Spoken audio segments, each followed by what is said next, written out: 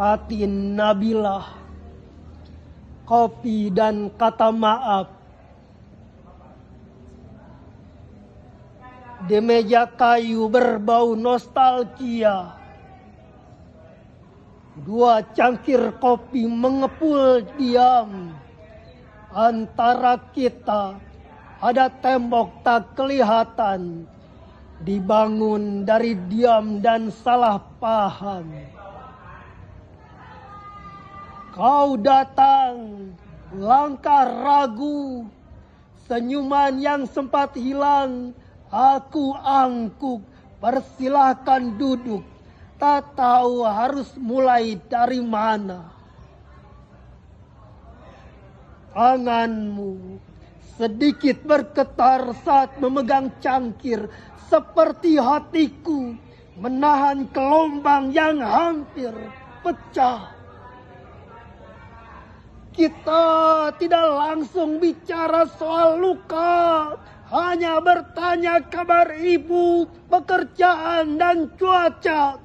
Tapi dalam setiap hirupan kopi ada kata maaf yang larut perlahan-lahan.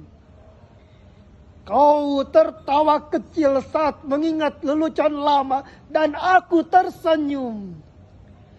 Ternyata aku merindukan itu. Kita biarkan waktu yang menyembuhkan, sebab kadang diam pun bisa jadi pelukan. Tak perlu kata puitis atau baris-baris sempurna. Cukup duduk berdua dan keikhlasan yang datang terlambat.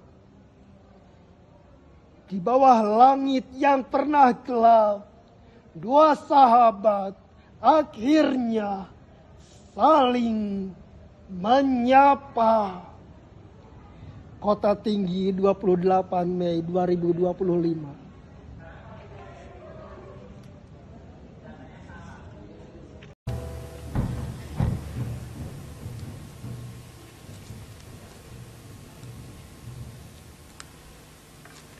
Mas Kumambang.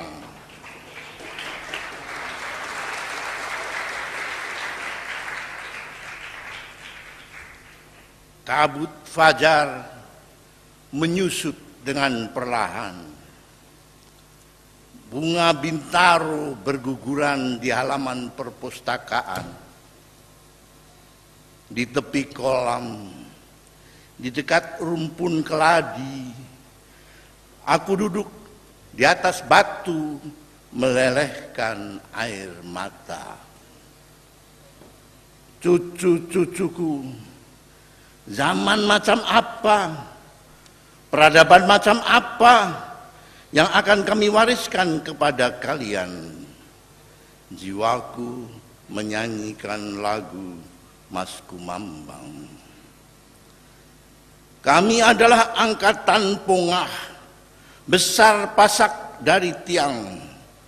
Kami tidak mampu membuat rencana menghadapi masa depan, karena kami tidak menguasai ilmu untuk membaca tata buku masa lalu, dan tidak menguasai ilmu untuk membaca tata buku masa kini.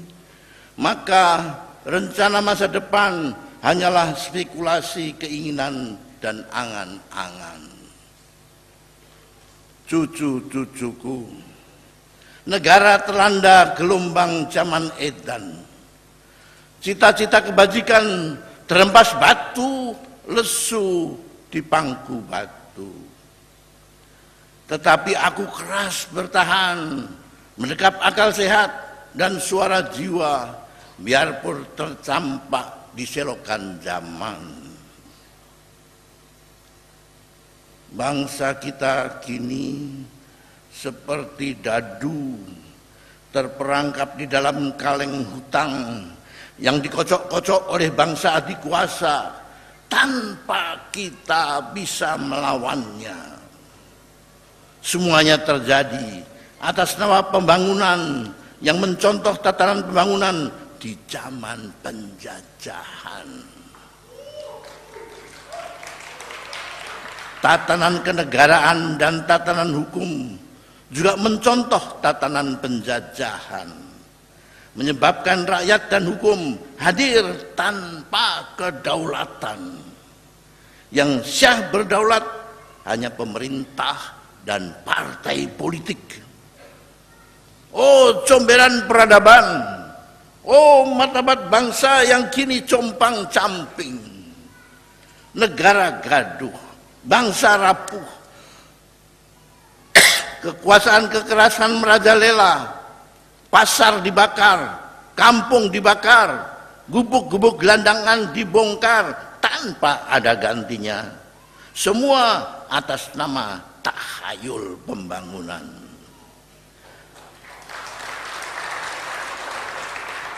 Restoran dibakar, toko dibakar, gereja dibakar atas nama semangat agama yang berkobar.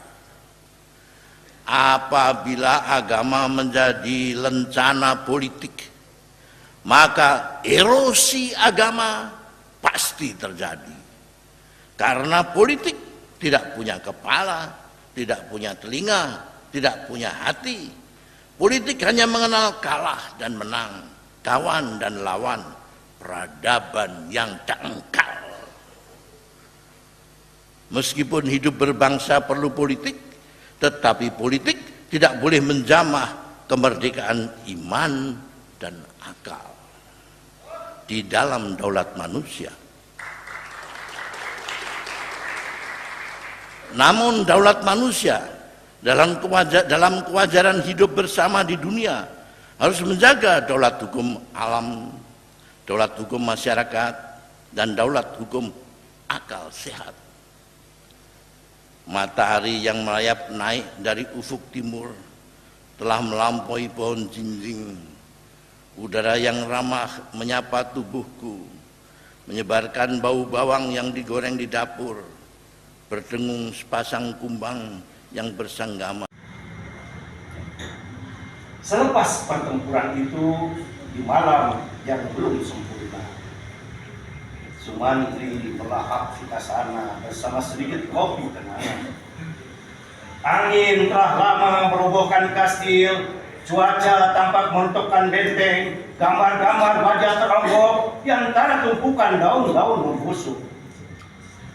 Rakyat usai berjuang, kemenangan telah diberikan, mimpi dan hajat telah dilepas. Sumantri menyebut hasrat, menempuh ambisi di atas riuh pengorbanan.